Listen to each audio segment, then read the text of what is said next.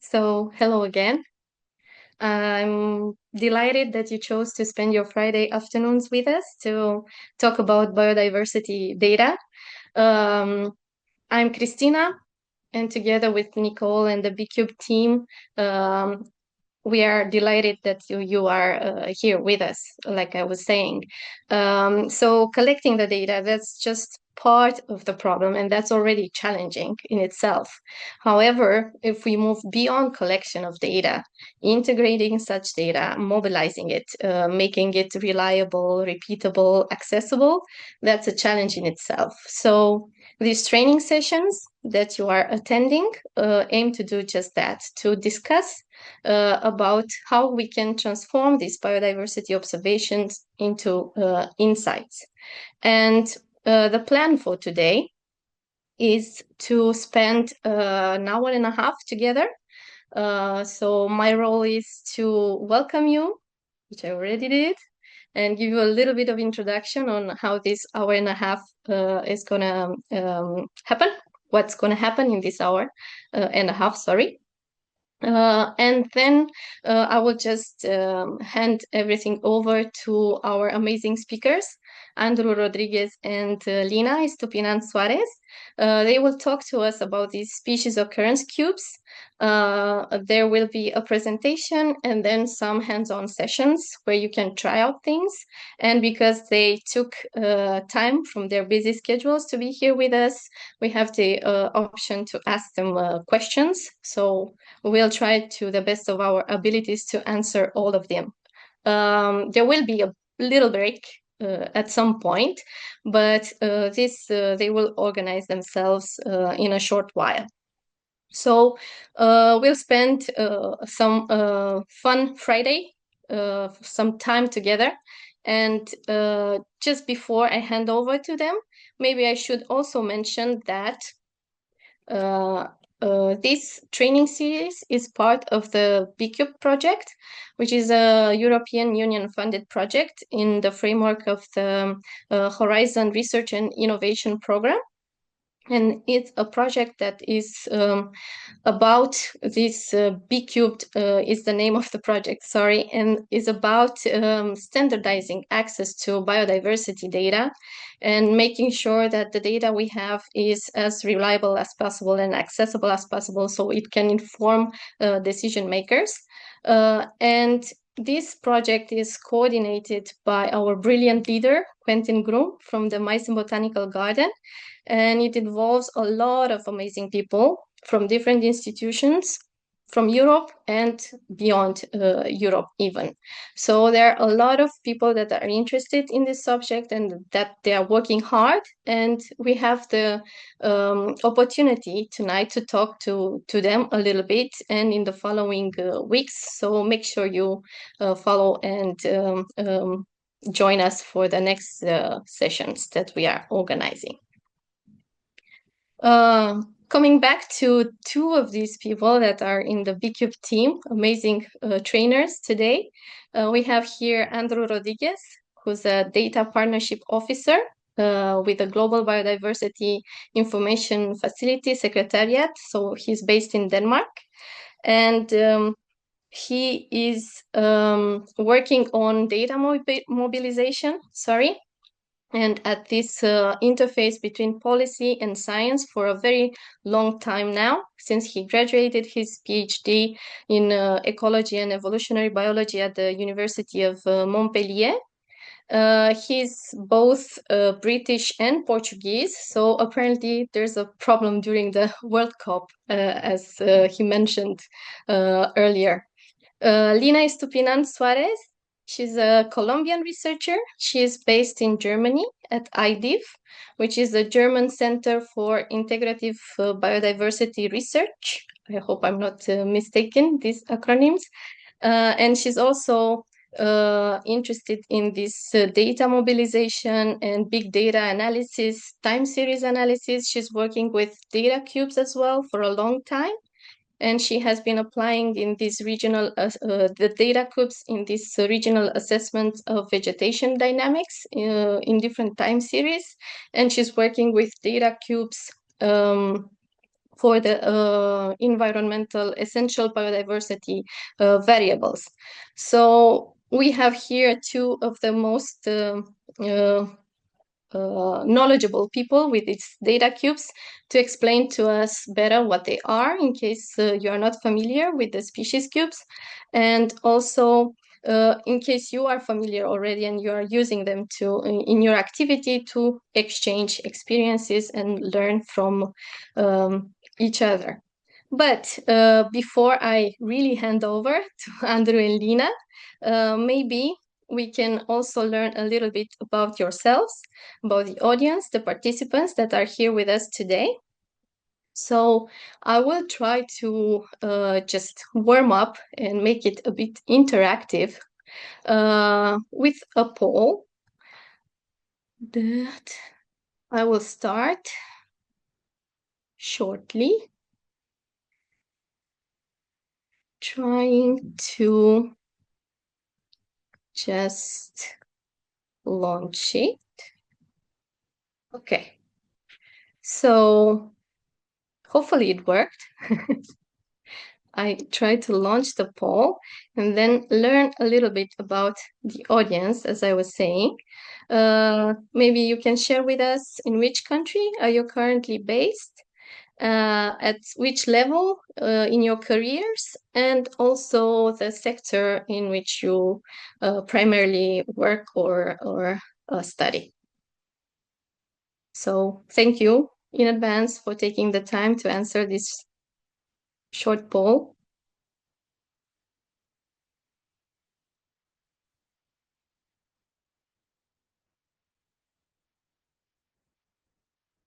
This will help our trainers to tailor their session also. Maybe just wait a couple more seconds before ending the poll, as I see answers are still coming in.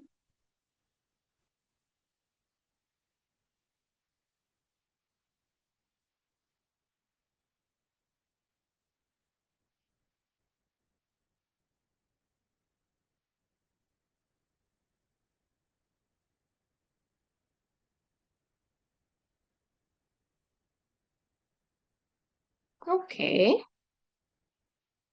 I think we have some answers here.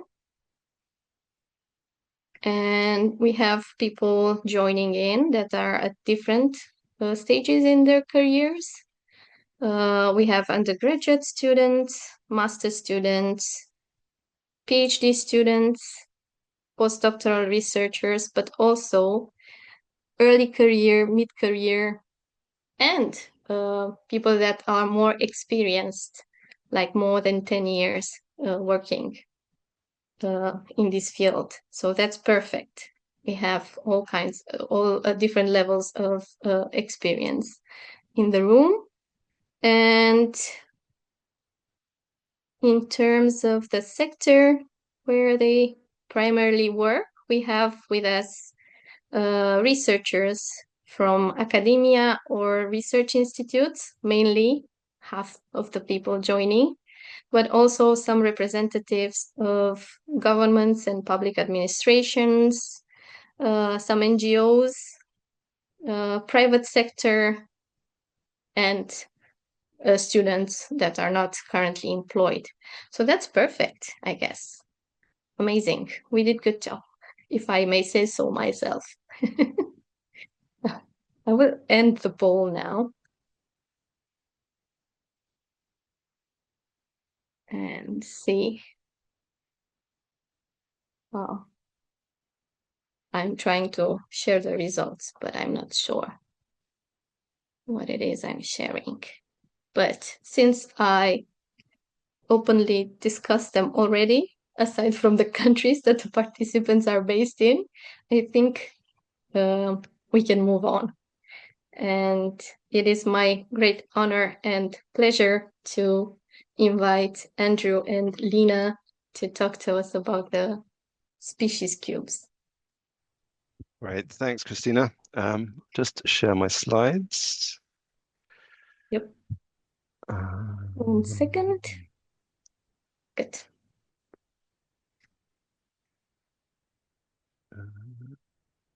1 second.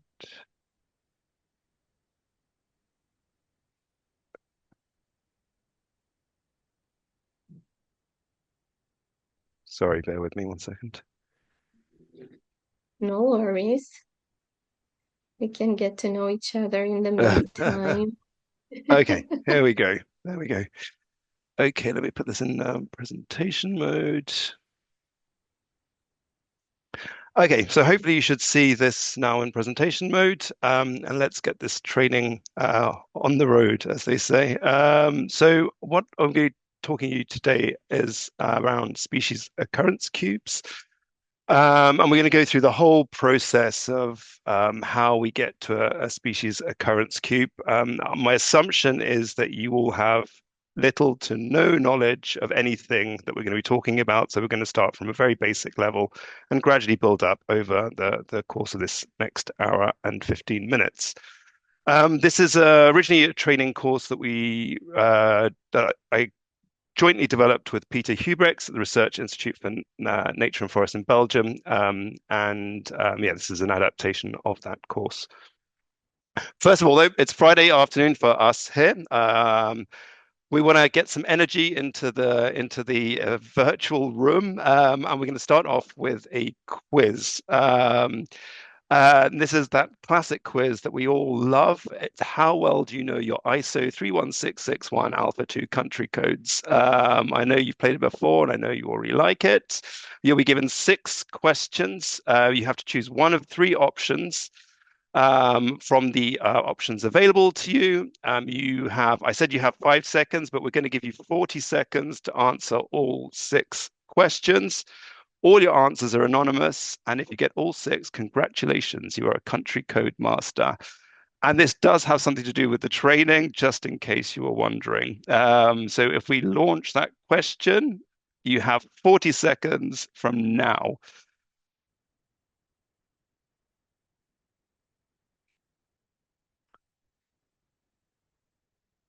I may have chosen some to deliberately trip you up. We're running short of time. There we go. We have some responses. I can see that there are nearly 200 people online, so I'm expecting 200 answers. 12 seconds left.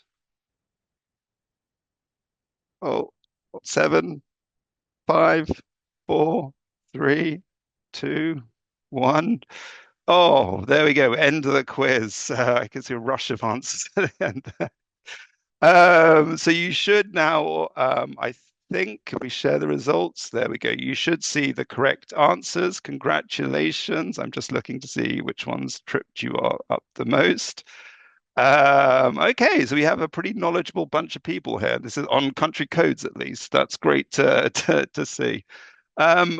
We'll stop sharing that poll, and then we'll continue on with the presentation. So that was just to get you thinking on your feet. What I want to talk to you today is I want to start through the whole process of some of the functionality that being part of BCube project has allowed us to introduce here at GBIF.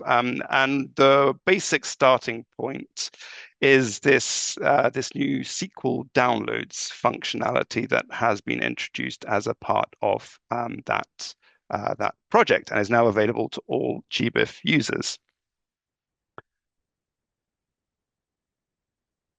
So what we're really talking about is new ways to access the data. So just to remind you of current sort of the download options that are available in GBIF, we have a simple download, which gives a select number of fields from the totality of all the fields available for users to come and get from GBIF.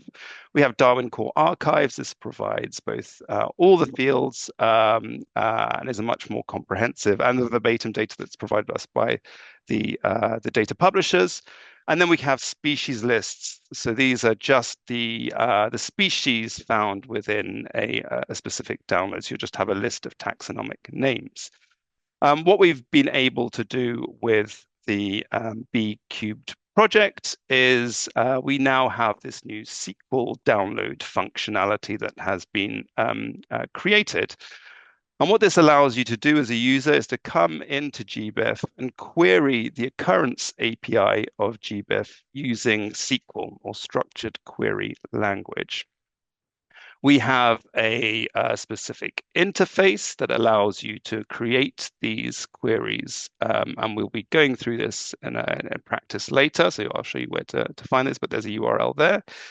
So we have an interface, but these are also accessible via our GBIF and PyGBIF clients as well. And I'll give you some links to some resources for those of you that are users of those clients. What's new about this new functionality is it allows for summary views of GBIF data. So it allows you to essentially get snapshots of the data, smaller snaps of the total data set. And I'll give you some examples. It reduces the size of downloads, and you still get a citable DOI that gives attribution to all publishers without needing to do a derived data set. And importantly, as with all GBIF, for GBIF use, you must have a GBIF account, just as you would with any other use of GBIF. So just to give you an example, so this was adapted from a small analysis that I had to do recently in another part of the world. So B Cubed was a European project, so we're going to focus on GBIF. So the question that I was asked for another part of the world was, what is the number of data publishers publishing data about each country in Europe? And what is the breakdown in the number of species occurrences by kingdom in all countries in Europe? So that's a very complex sentence, but essentially, how many data publishers do we have in our country publishing data from our country? And then from all the occurrences about our country, what is the breakdown taxonomically for our countries? So we have some accounts for the total occurrence, number of publishers, and occurrence of each kingdom. So to do this, typically this would involve 1.2 billion occurrence record for download for the whole of Europe. In the SQL download, you would only get 51 rows and 12 columns. So it massively reduces the download size, so that you can get nice, fun summary statistics based on the criteria that you decide. And just to give you a look of what that looked like. So this new SQL download functionality allows for these summary views of the data, which previously would have involved quite a lot of data wrangling from quite large downloads that you would have to have done. Importantly, there is documentation supporting this new functionality on our tech docs, and here we have a whole set of a lot of documentation around SQL downloads and species occurrence cubes. And I would really recommend you go look to those once you start exploring yourself. And then some recommended training material resources outside of this. We have data management with SQL for ecologists, and then we also have Data Camp, Introduction to SQL, Intermediate SQL, which will cover most of the basics that you would need to be able to do these SQL downloads. So what we're going to do in this session is we're going to go through from sort of basic SQL and then work our way up to the species occurrence code, and you'll see that they're all related. So what is a SQL query? So as I said, it's a programming language for searching databases, and queries typically start with select and from keywords. So select indicates which fields from the database that you want to select, and from indicates the table in which these fields are located. These operators are capitalized, so select from. I will go into these ones later, but we'll start with select and from for now. We can then also filter using the where. So the where allows you to apply filters on your query. And then you build up your filters using comparison operators such as equals, more than or equal to. And then you can combine additional features with and or. So this would be one filter, you could then have and then create another filter underneath that. There is for a full list of all the available columns that you can build your queries with. These are listed in the tech docs that I mentioned earlier. There are 421 columns available for querying. We have the interpreted data. So these are data that GBIF will do automated interpretations of. There'll be the verbatim data, which is identified with a V underscore prefix, and some calculated columns that are useful for searching. Some of the things that are useful when you go into this table, as you will see, what data type that specific field contains. This is important, as you'll see as we go through this session. You'll also see whether it's nullable, and there'll be a definition there as well of what that field is. You should note that column names that are also SQL keywords must be quoted. So this affects the columns year, month, day, order, group, language, and member. They must be quoted even if qualified with the table name, as in occurrence dot double quotes year. So these are the ones that should always have double quotes around them when you're doing a query. And as again, hopefully with the examples, this will become clearer. So let's have a look already with a very simple example of what is now possible with these new SQL downloads. So a query that we often get here at GBIF is I'm not interested in having all the fields within a download. There are only a few select fields that I am interested in having. So in this example, for instance, we have, so sometimes we only want a select number of columns and rows, e.g. I want all occurrence records for the ring-necked parakeets, Psittacula crameri, in Belgium, but I only want the coordinates and the dates. I don't want all the other information that would come. So in a standard download, this would be 117,000 occurrences. And we can create our SQL query by selecting the different the fields that we're interested in. So here we have the occurrence ID, the date, and then the coordinates. And then we set up our filters here. So we say we only want those records from Belgium and for the species Psittacula crameri. And here we have the species key for this. So these taxon keys I will be using throughout the presentation. And I provide a link to why you should be using species keys later, as opposed to species names. But species keys would be what we would recommend you using for searching for specific taxonomic groups. I saw that someone raised their hand for questions. Please put your questions in the Q&A, and then we'll be answering them as we go through the presentation.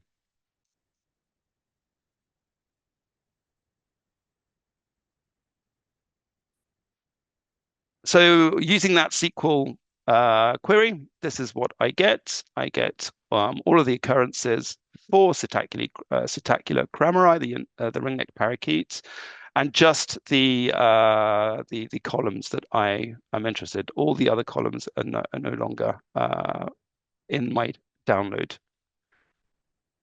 So that's a very simple example where you just want a specific number of columns. You don't want the rest of the columns in a download. So you can create a SQL query that will allow you to get those smaller downloads. Importantly, you can also add a range of quality assurance filters. So your filters can be set up. So again, this is when you can refer back to all the available columns for creating your queries. And I would have a good look in there.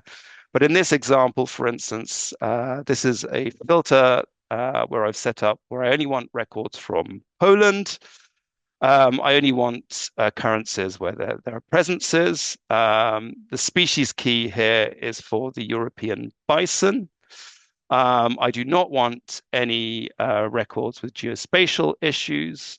I do not want any records where there is a fuzzy taxon match. And then I want to keep records that are more than 2 kilometers away from centroid or where the centroid distance isn't recorded. And I want to remove fossils and living specimens in zoo and botanic garden specimens.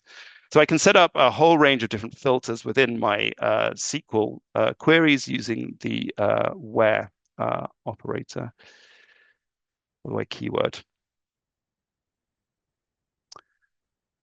So I just want to introduce now some common aggregate functions that you can also include within your SQL queries. The first one I'll start off with is count.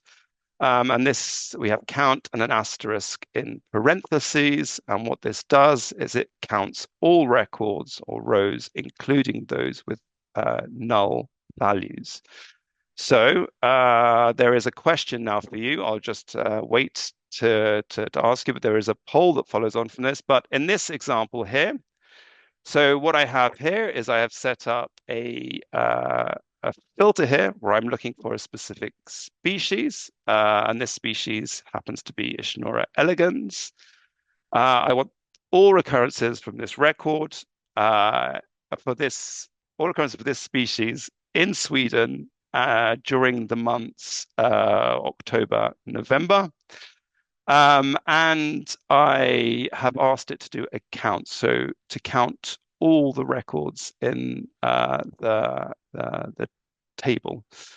So I want to ask Lina to launch the poll for this. There are 3 options for which to choose.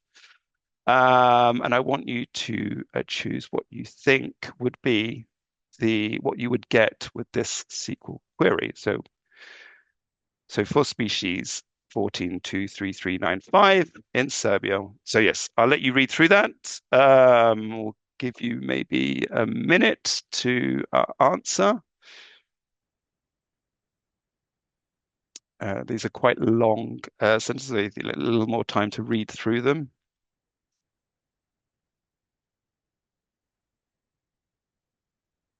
And I should say, actually, so one of the things that I missed out in my earlier slide, which is a really key important part of these SQL queries, is the only table that you can create these queries for is the occurrence table. There are no other options that you can put in there. So it's only occurrence that can be queried.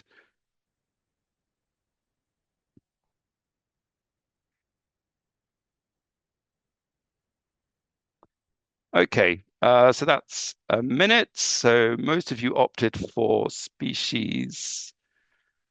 For this damselfly in Sweden, what were the number of occurrences combined for both October and November? So for the blue table, what were the number of occurrences combined for both October and November? Congratulations, most of you got that right.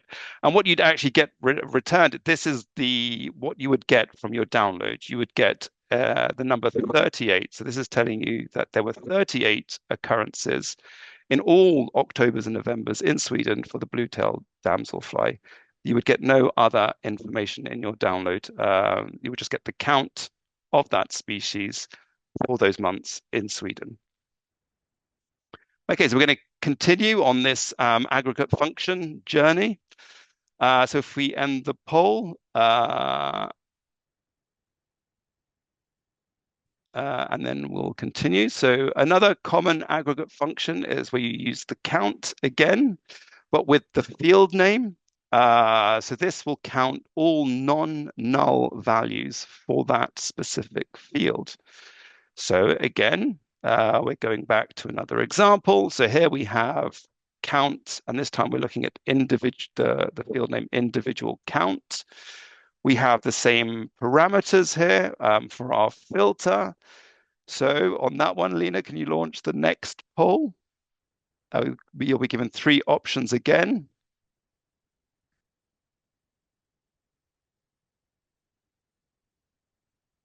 There we go. So we'll give you another minute to answer this. So what would you get with this SQL query?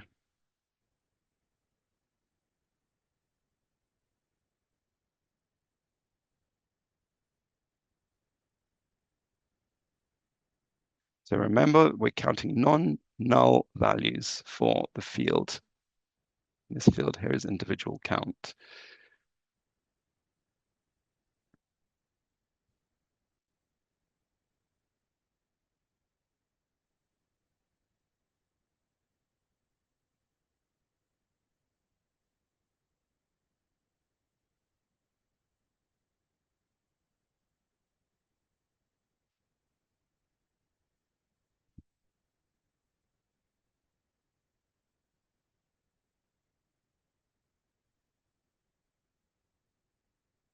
Great. Okay, let's end the poll. So most of you answered A. So for the Fröschnora elegans in Sweden, let's see the right answer.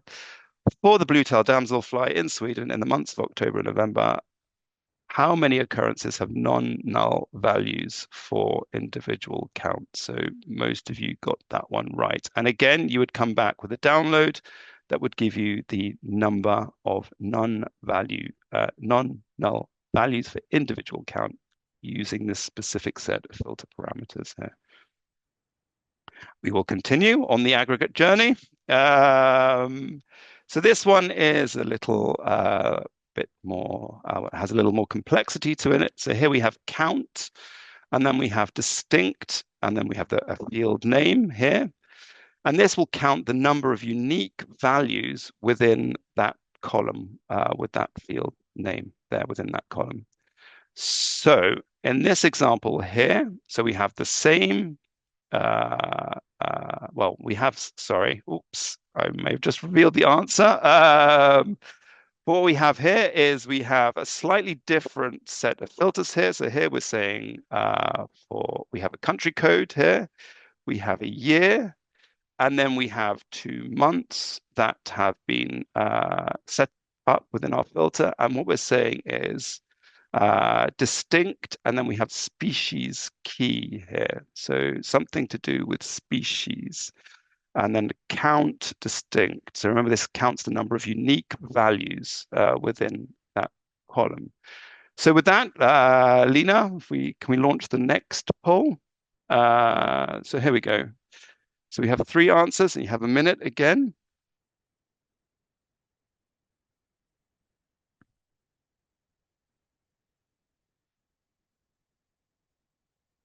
This one's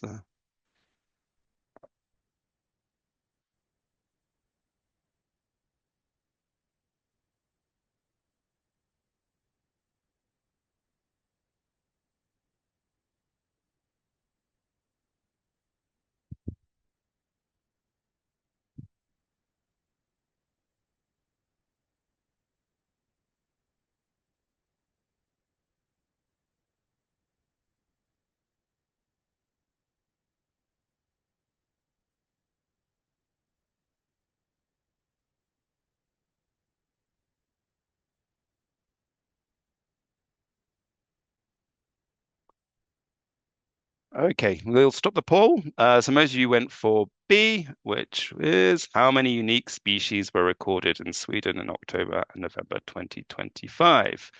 And again, there you would get a single value, 9,011, 1T1. Sorry, that was a slip of the tongue there. 9,011 unique species were recorded in Sweden in October and November 2025. Okay, and then we have one more. So this will be the final poll. So we have select distinct, and then we have field name. So this is the name of the column, and this will retrieve unique values within that column. So here again, we have similar to the SQL query we had previously, the same set of parameters. But here we have select distinct and then species key here. So with that, let's launch the last poll of the day. And we'll give you a minute to think, what do you think would be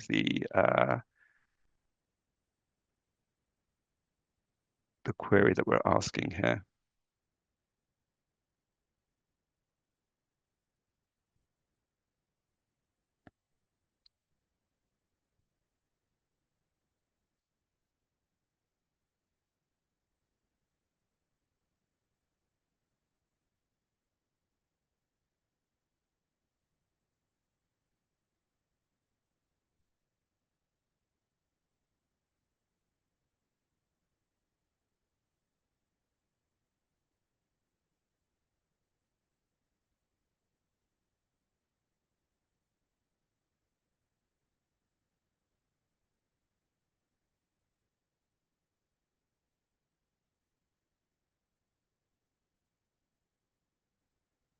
Okay, great. Stop the poll. So most of you went for A, which was what were the unique species recorded in Sweden in October and November 2025? So congratulations if you um, got that. And this is the what you would get in your download. Then you would get a list of all the species keys uh, that were recorded in Sweden in October and November 25. So the unique species that were recorded then.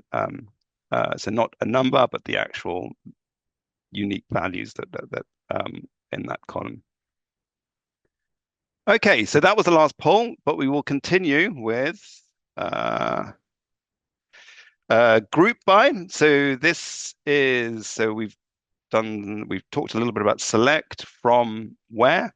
We also can group by, and you use the group by clause to group results with aggregate functions such as count or some of the ones that we've been doing before to provide summary statistics for each grouping. So it will give one value for that aggregate function for the combination of fields that you chose. So if there was another field here, so we had species key, and then I guess country code, for instance, then you would have species, country code, and then the count for that specific for that combination. So here is another example. So in this example, the question was, what are the number of occurrences for each species found in Sweden in October and November 2025? So here we have, so we want to know what species were found. So we want the species key. We want to know the number of occurrences for each species. So we have a count. So we want to count up the number of occurrences. We have our filters set. So we want specifically occurrences for Sweden for the year 2025, for the months October and November. And then what we're saying here with the group by is that we want that count for species key. So for each species, we want the count, the number of occurrences. And so what you will do if you do that SQL query is you will get a download like this. So for each species key, a count. Here we have a little more complex one. So what are the number of occurrences for all species recorded for both October and November? So this is where we want values for both October and November 2025 in Sweden. So here we can set up an additional field for month here. So here we have the species, and then we'll have the month so that we can have October and November, the same filters, and then we group by species key and month. So what you will have is you have the species, and then for October and November, as you'll see here, you have 10, 11, 10, 11, 10, 10. So if there are occurrences in both of those months, you would have a species key and then counts for both 10 and 11 in there. So that is group by, and that's what your download would look like with that query. So we can build up slightly more complex SQL queries. So this is really me just playing around for the training. In this example, I was interested in narcissus. So spring is on the way. The daffodils will be coming out soon.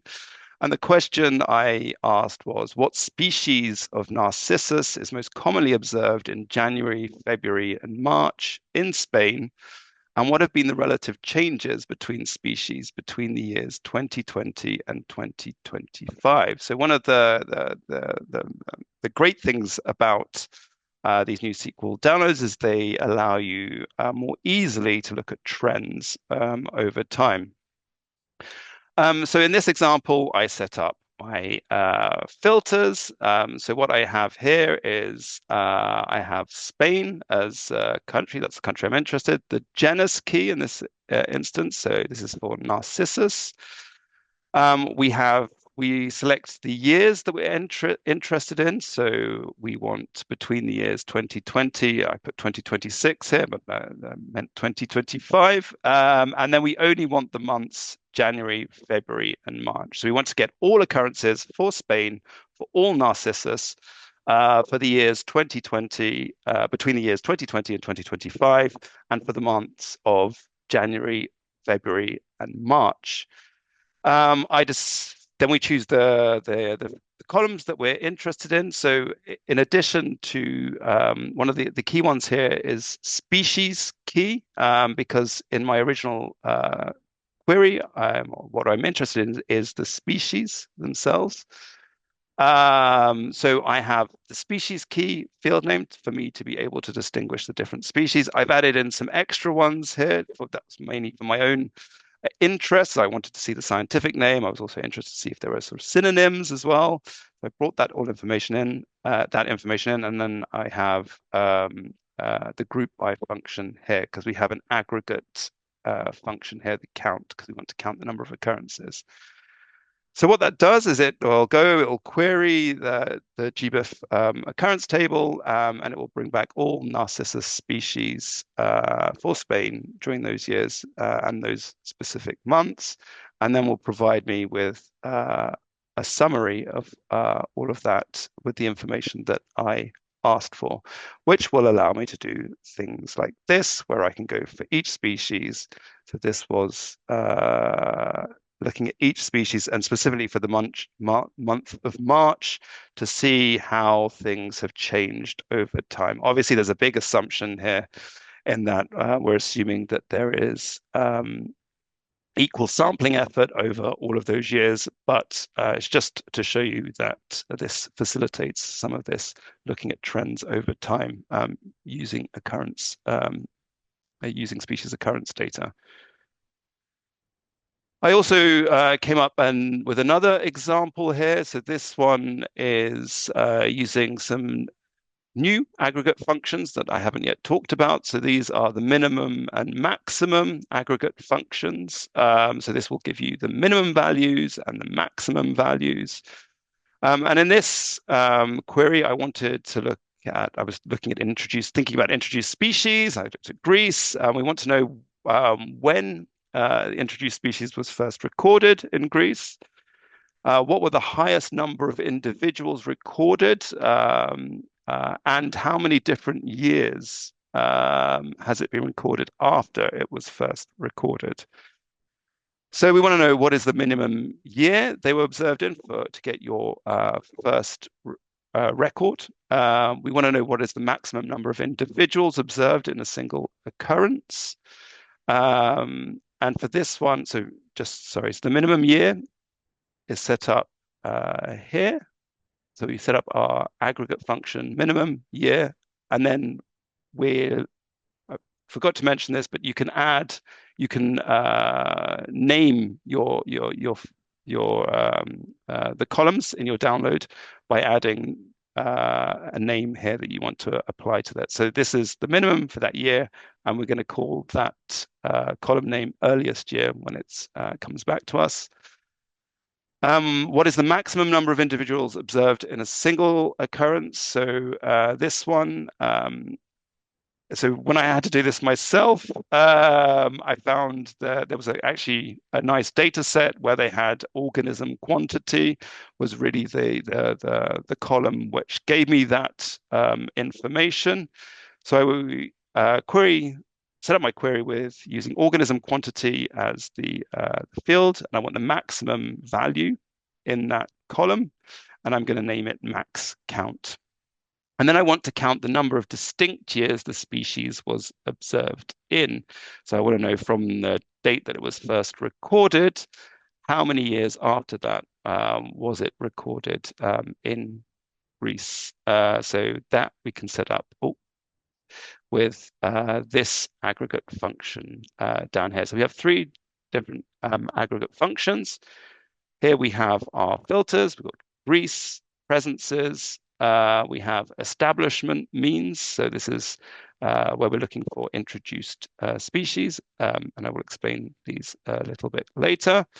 And then we want some additional filters. So I said we were using organism quantity, where we want more than one individual recorded. And then there's an organism quantity type that accompanies this column, where specifically we're looking for individuals and not another measure. There are other Individual count is another column that could be used for looking at the number of individuals, but in this instance, it was just easier for me to use those columns for this example.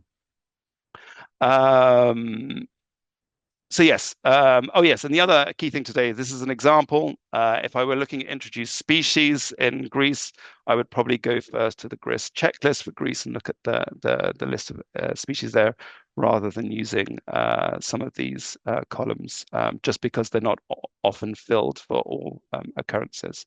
But anyway, this is just for demonstration purposes. So what you get here then is you'll get a list of species here, and then we have establishment means here, so where they've been introduced. We have the earliest year that they were recorded, the maximum count of individuals, and a specific occurrence, and then the number of distinct years that they were recorded following the first occurrence. So in addition to some of the sort of classic SQL functions, there are some additional GBIF SQL filter functions that we have documented and you should be aware of. So we have the GBIF geodistance function. So this checks if coordinates are within a specified distance of a geographical coordinate. So this allows you to filter by geospatial distances. The parameters for that function are here. So you can have latitude, longitude, distance, latitude, longitude as well. I'm not going to go too much into the details of this. If this is something you're interested, I would refer you to the documentation.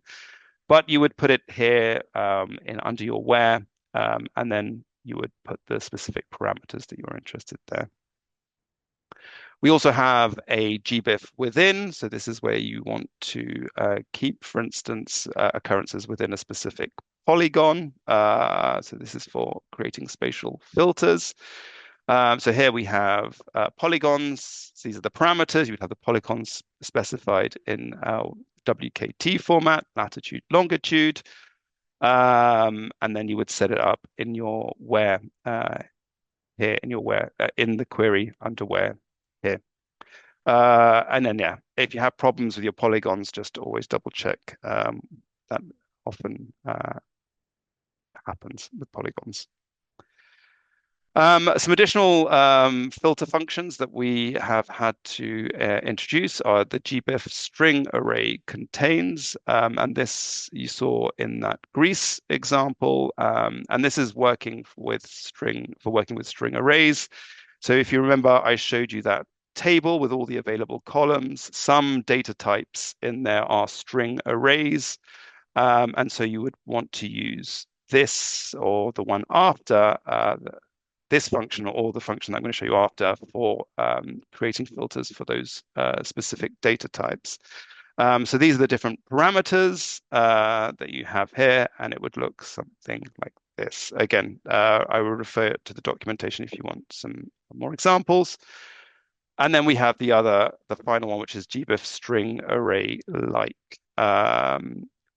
which is similar to the contains, but allows a little more flexibility in that you can put asterisks to be more inclusive of what might be included in your filter.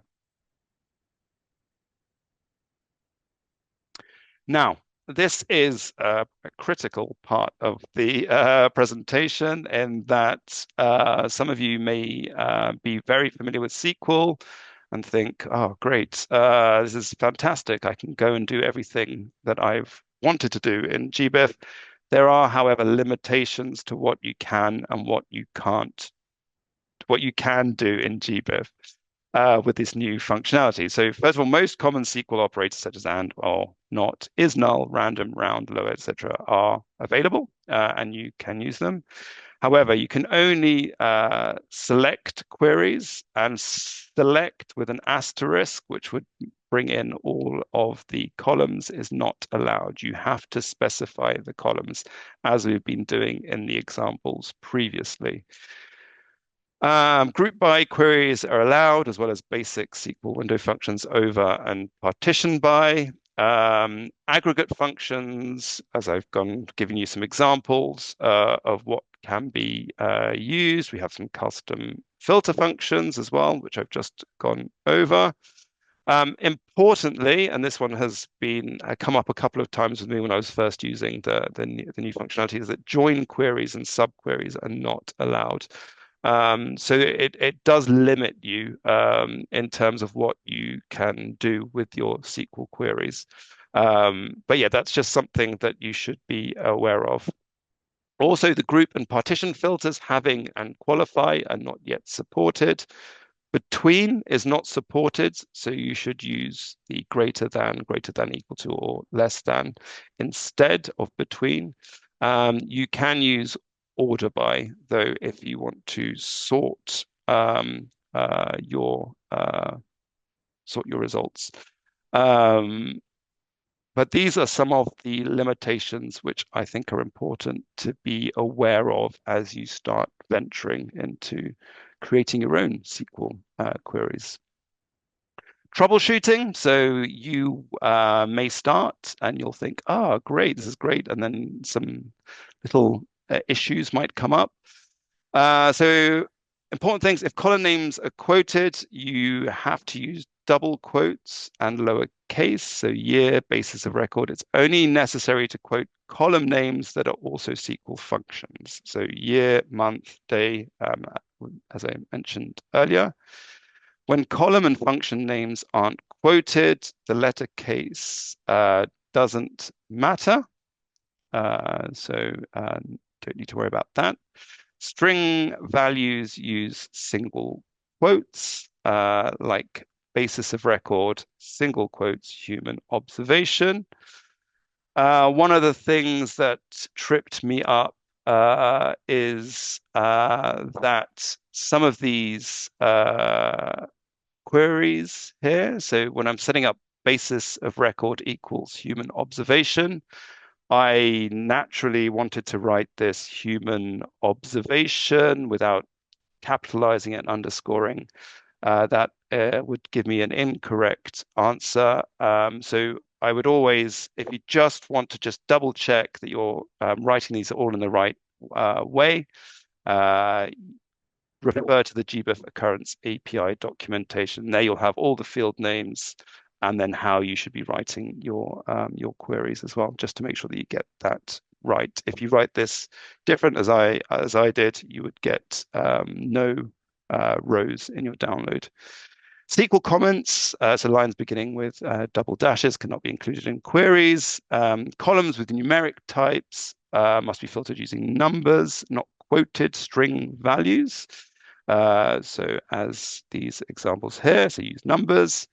And array values should be converted to delimited strings, for example. We have a couple of examples here. So these are kind of some common problems that users might come across as they get into it. So I have a quick example. So running quickly into time. So we have which species of the bird order Passeriformes have the most occurrences in Europe per month? Human observations only.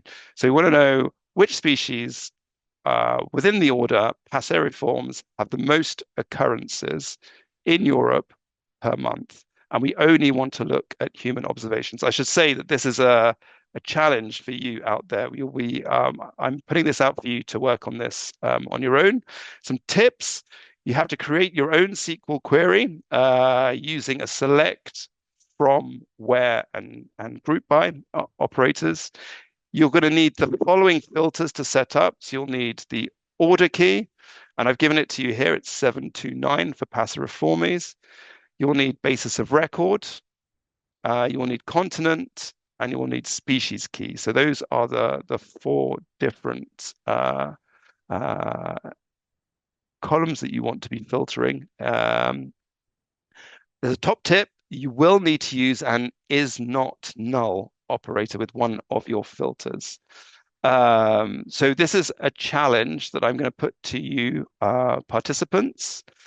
I've said that we'll give you 10 minutes to do this, but what I want you to do is to create a SQL query that will allow me to answer this question. Which species of the bird order Passeriformes have the most occurrences in Europe per month? And we only interested in human observations.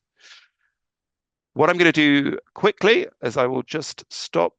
Actually, maybe I can just swap screens. Okay, yes. So what I want to do, just to show you where to go. So if I go onto this, so hopefully you should see GBIF, the gbif.org.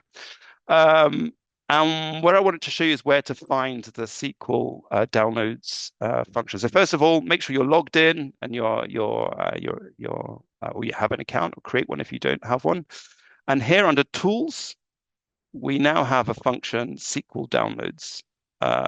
So you can click on there. We have some examples here. I should have said that you can structure your queries like this, or as I've showed, it doesn't matter for the interests of the SQL downloads tool. And you go into create, and here you can create your own SQL queries. So we could have select, for instance, and then I want you to develop your own SQL query to answer this question here. Which species of the bird order Passeriformes have the most occurrences in Europe per month? Human observations only. On that, we'll give you 10 minutes, although we're running a little bit of time. I think we can do it. So maybe give you 10 minutes to do that. Quick break, 10 minutes to sort of work through this. We'll come back and we'll give you answers. So yeah, we will give you 10 minutes. We'll go through the questions while you're doing that, and then we'll come back at 10 past 4. So just to repeat on where to find the SQL downloads, if you go onto gbif.org, under Tools, you will see that there is under Data Access and Use, we have SQL downloads. And if you click through that, you'll be able to create your own SQL queries. So repeat, gbif.org, Tools, and then you will be able to find SQL downloads there. Okay, I'm going to call it just a little bit earlier just to make sure that we have time to get through all the material that we have. But hopefully you had some fun discovering the new tool and seeing what was possible. So for this question, what we have here, so which species of the bird order Passeriformes have the most occurrences in Europe per month? So what we really want to know is total number of occurrences per species per month for the order Passeriformes and only human observations. So if I go into one that I prepared earlier, let me just make sure this is the right one. So hopefully you should see my create new SQL download here. So what we have here, so we want to know total number of occurrences per species by month. Our filters, we only want occurrences for Europe. We only want occurrences for Passeriformes. We only want human observations, so we use the basis of record. And importantly, we want to keep, we only want species key that is not null. So we can have occurrences that are only at the order level. So someone has said, we observed Passeriformes here, but not necessarily the species within that order that was recorded. So we only want to keep those occurrences where we have a value for the species key, because then we know that there has been a species observed there. So a little bit of a trick question, but hopefully some of you managed to pick up on that. So what we'll get here, and then we do group by species key and month. So then we'll have for each species and for each month, the total number of occurrences.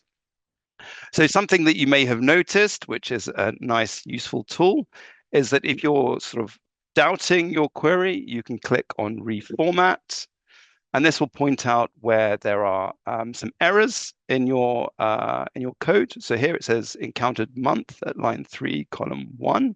So line 3, month. Yes, month. Of course, I have to put in quotes here, double quotes.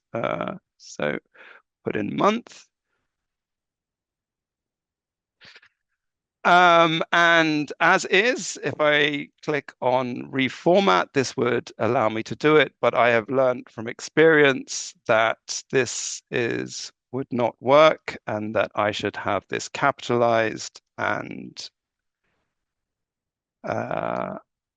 this would now work and would give me all of the occurrences. And then when you're ready, so I just double check there's nothing wrong there. So I'm not getting any errors when I click reformat, stop editing. There's your screen, and then you can download. And then what you'll get is, and I just have to go back to my other screen, which is this one. So there's the query that I've just shown you. And then you will get something like this, and I've put in some charts. So unsurprisingly, these are the two most common species that, or maybe surprisingly, that come up when I use that SQL query. So it reduces drastically the number of occurrences to get you some nice summaries that you can then use and look at trends. Okay, so let's move on to the next section. So I've gone through all of this SQL downloads, and there is a reason to this, because we had to enable this functionality for us to allow us to do species occurrence cubes. So data cubes, so these are multi-dimensional data sets that allow for fast slicing and dicing along key dimensions, commonly used in the climate modeling and remote sensing communities. So these are multi-dimensional cubes. We call them cubes, but they can be multi-dimensional. And then when we're talking about species occurrence cubes, what we're talking about are taxonomy. So the cube would be taxonomy, time, and space. So what we're talking about is similar to what we did in our SQL downs. We were grouping different column names. What we're doing is we're grouping occurrences by taxonomy, by time, and by space. So you can see that to be able to do that, you have this SQL download functionality, being able to query using SQL in place before we can create these species occurrence cubes. So yes, so that is a species occurrence cube, so to taxonomy, time, and space. But of course, you can add additional dimensions to that as well if you want to. And we've just shown you how you might want to do that. So these create summary views of GBIF mediated data using user-defined spatial reference grids. And there are a few there that I will go into a little bit more detail in the next slide. But what these do is these assign occurrences to a grid cell. These take into account uncertainty around the data points, and through a random assignment process, which I will outline. So this is the random assignment process. So this is a grid. So we have these grids that you can now come and associate occurrences to. So we have our occurrences, and it's important to remember that when you see a point in GBIF, these points often have uncertainties associated to them. And these will vary, and some of them will have no uncertainty provided with them. So how do we handle all of these different occurrences with different levels of uncertainty when we want to associate them to specific grid cells? So where we have no coordinate uncertainty provided, we assign those 1,000 meter uncertainty to those coordinates by default. And then the point is randomly chosen within that uncertainty boundary, and the occurrence is assigned to that cell. So within the uncertainty boundary, the point is then randomly assigned within that buffer. So in this example, those blue points will move. They'll be randomly assigned within their uncertainty buffers to there. And so what this means is that in this example, grid one will now have two occurrences associated to it. Two would have one associated to it, and grid cell three would have one occurrence because those occurrence points have been randomly assigned within their uncertainty boundaries. So just to go quickly over the grid functions, so there are currently 5 that are available for users. So you can come in, choose a grid that you would like your occurrences to be assigned to. So we have the EEA reference grid. So this was very much developed as part of the BQ project because we are a European project, and one of the key objectives for the project was to facilitate biodiversity reporting. And this is the reference grid used at the European level, but we have a number of other grids, and including hexagonal grids as well that can be that you can apply in your cube downloads. Importantly, the second one, extended quarter degree grid, is not supported on the user interface, and I'll show you the user interface at the end. For your custom grid functions, you can choose the resolution. And there are several resolutions: latitude of the point to the grid, the longitude, and then the coordinate uncertainty in meters. So this is what I was talking about earlier, which is the uncertainty radius to apply to that point. So it has a default value. So for example, coalesce coordinate uncertainty in meters 1,000. So what this means is that wherever there is a null value for coordinate uncertainty, 1,000 will always be applied to that to those null values. Or you can set to 0 if you don't want randomization. So randomization isn't an option; it's not by default. So each of the functions will give you the code, the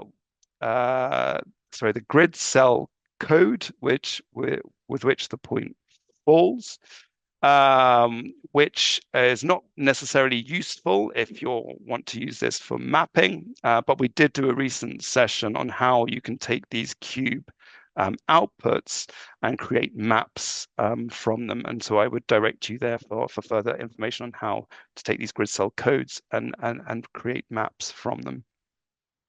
So just to give you an example of what these grid functions look like. So this is very similar to the format that we've just been going through now. So here what we have is we have this additional aggregate function, but this is specifically with a grid function. So this one is for the EEA grid reference. We have the resolution. Here we're specifying 10,000. We could put latitude, longitude values here, and then we have the coordinate uncertainty in meters. And here it's chosen as 1,000. This is not, these are optional. So that's for EEA. And then we have similar things for all the other grid functions as well. Very similar format in how those functions are built. And then all the different resolutions there for each of these. So I will just go through these. These are our custom grid functions. When handling temporal aspects within the cube, so it's important that if you're generating a year cube, the occurrences need to have a specific year within them, otherwise they'll not be included. Similarly, a year month cube needs the month not to be null. An occurrence spanning several days in the same month would be included. However, if it spans a range that spans several months, those would not be included in a year-month cube.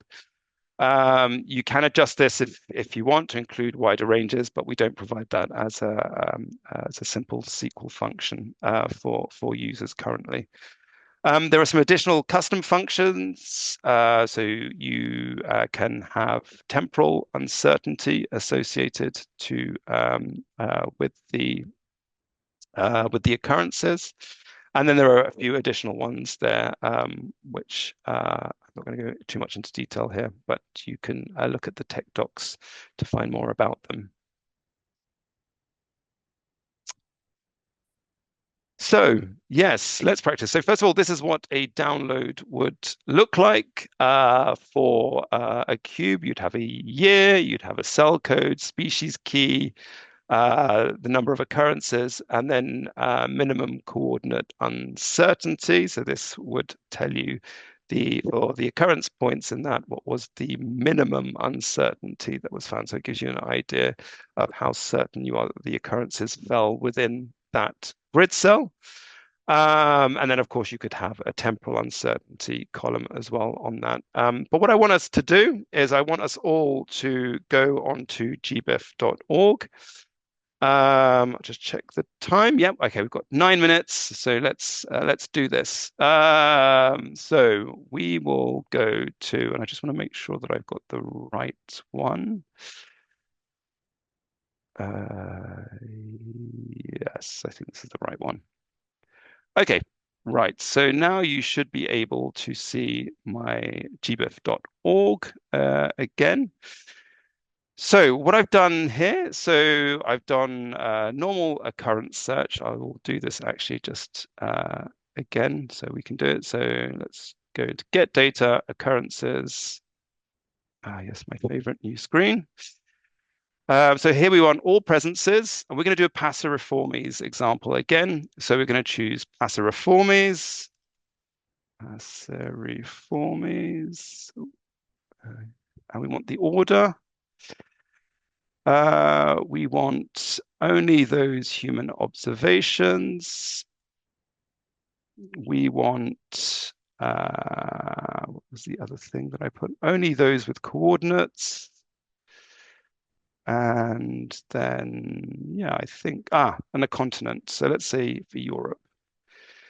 So what we're going to get here is we're going to do similar to the SQL query that we were doing earlier.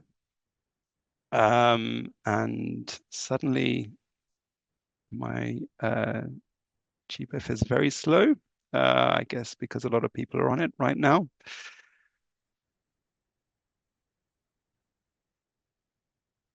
Oh God, I've got the death spin right now. It's but you can set up your filters here. Okay, we are having some server issues.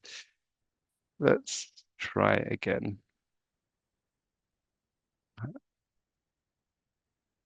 But you would do, here we go. So you can set up your filters as you ordinarily would. You can see that here we have over 270 million occurrences. So remember the previous SQL query we did that was reducing this huge download into something that's more manageable.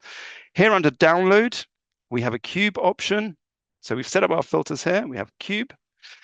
Here, you can then further choose your parameters. So remember when we were selecting the field name, so this is similar here. So we can choose species, we can choose genus, we can use order. We're interested in species for now. Here you can choose the temporal aspect, so you can have it either for years or you can have year months. So this could be, for 2020 January, for 2021 January, you'd have every month all the years associated, or year, month, and day. I'm going to year and month for this example. Spatial dimensions. So here we have the different grids that I talked about. Let's do the EEA reference grid. And here you can choose your spatial resolution. Let's do 10 kilometers. Randomizing points, so you can randomize using that the logic that I showed you earlier. You can also choose not to randomize. I will leave this here for now. We also have some measures that come with this. This is the counts, which is what we will, by default, is always included. But you can also have counts at higher taxonomic levels, so ranging right up to the kingdom. And this is a way of being able to assess sampling bias.